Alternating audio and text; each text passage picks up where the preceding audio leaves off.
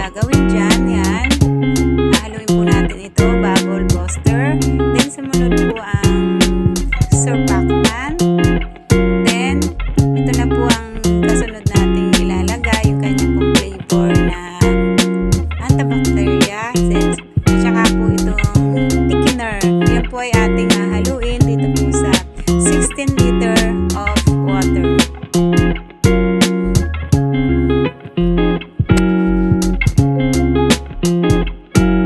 Una na po natin ilalagay sa tubig ay ito po syempre yung bubble buster.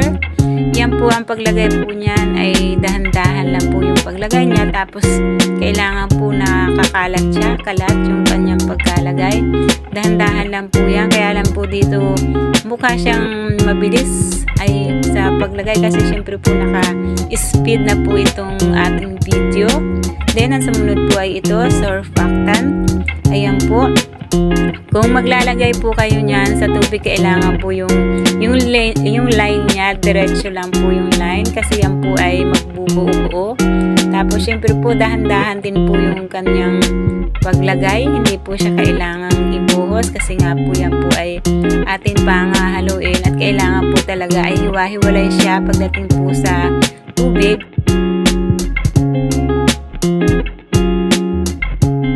Then ayan naman po yung pangalawa natin. Syempre, ganun pa rin. Bubble buster pa rin yung una nating ilalagay. Then, susunod pa rin natin yung surfactant. Then, pagka nailagay na po yan, ibababad po natin siya ng 20 minutes bago po natin siya haluin. Ayan, syempre po halo po tayo ng halo para matunaw po yung dalawang flavor ng dishwashing na ating nauna nang inilagay, yung po yung bubble buster at saka po yung surfactant. Hanggang sa halo po siya ng halo hanggang sa matunaw lang po siya.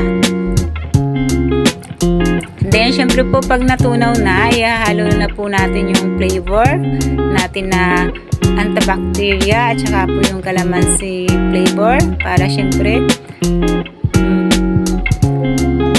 may kulay at may amoy yung ating dishwashing liquid.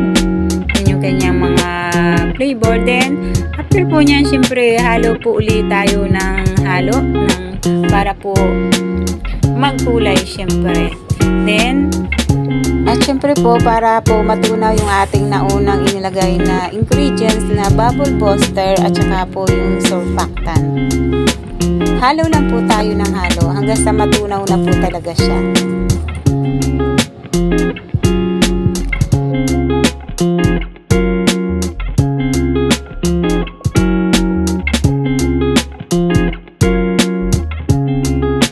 Then, pagkatapos po niyan, ayan na po yung thickener. Dahan-dahan din po yung kanyang paglagay, hindi po kailangan niyang ibuhos at habang syempre nilalagay po natin siya, halo pa rin po tayo ng halo. Walang katapusang pong kahalo habang hindi po natutunaw yung mga ingredients na atin pong inalagay para po tayo ay makagawa ng dishwashing liquid. Ayan, dahan-dahan lang po yan. Halo hanggang sa mapansin nyo po, diba, nagbabago na siya ng kulay sa kakahalo. Kasi ibig sabihin no, natutunaw na unti-unti. Tunaw na yung mga kailangan dyan sa paggawa ng ating dishwashing liquid. Then, ayan na. Okay na yan. Yan po ay ating ibababad ng 12 hours. Bago po natin siya ilagay naman sa bote. Kaya lang po yan po dishwashing na yan. 1 to 2 days po yan namin bago na isalin sa bote kasi nga po yung bote po namin hindi po siya agad dumating. Tapos nung dumating naman po yung bottle, ang nangyari naman po kulang kaya hindi rin po namin lahat ito na isalin sa bottle itong aming ginawa. At ayun po, panoorin nyo lang po habang nagsasalin po ako ng dishwashing liquid sa bottle.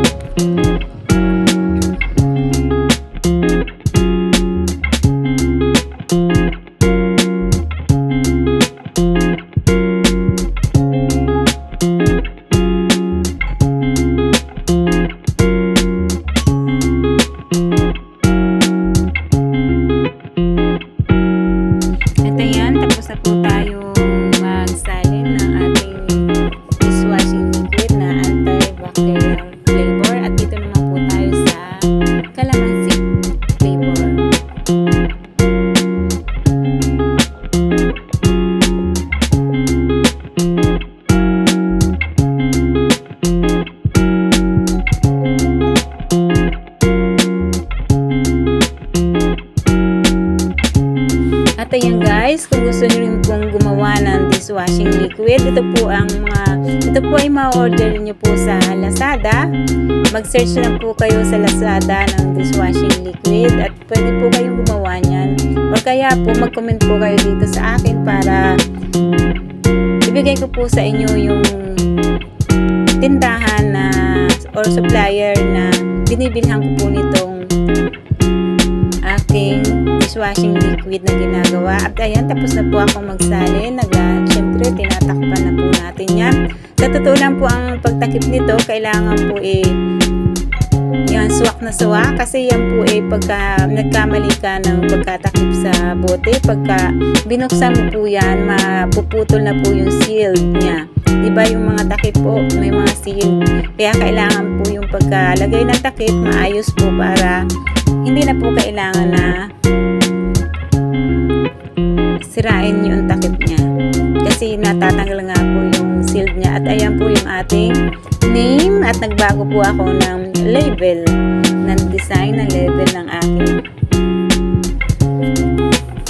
name dyan sa bottle. At ayan po yung sample ko ng aking pagkalagay sa bottle. Pero wag po kayong maglalagay muna ng tawag dito level habang mag-level ng bottle, kasi yan po ay pagka nabasa, may chance po siya na pag natapunan siya ng dishwashing liquid na matuklat.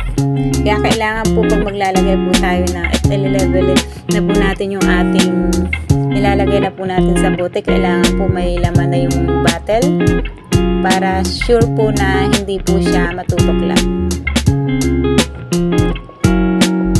At ayan, thank you for watching guys sa aking how to make a dishwashing liquid. Diba, ang dali-dali lang pong gumawa. Kasi kung sinisipag kayo, gumawa po kayo. Pero syempre, meron din naman pong nabibilin lang yan na gawa na. Kaya alam po ako, kasi gusto ko po talaga ako yung gumagawa para kahit papaano po, alam po ng aking mga anak na kung paano po siya gawin. At kung sakali man syempre na gusto rin nilang magnegosyo balang araw, alam po nila kung paano nila gagawin ito. At natutunan po nila yon syempre sa akin. Kasi syempre tayo, kung ano yung ating alam, lalo na pagdating po sa negosyo, kailangan po talaga natin yan na ipaalam din sa ating pong mga anak. Kasi unang-una sa kanila din naman po natin yan may iiwan. At saka maganda rin po talaga yan. At ayan na po yung aking finished product ng aking dishwashing liquid. Ayan, thank you for watching guys. God bless and keep safe everyone. Bye-bye!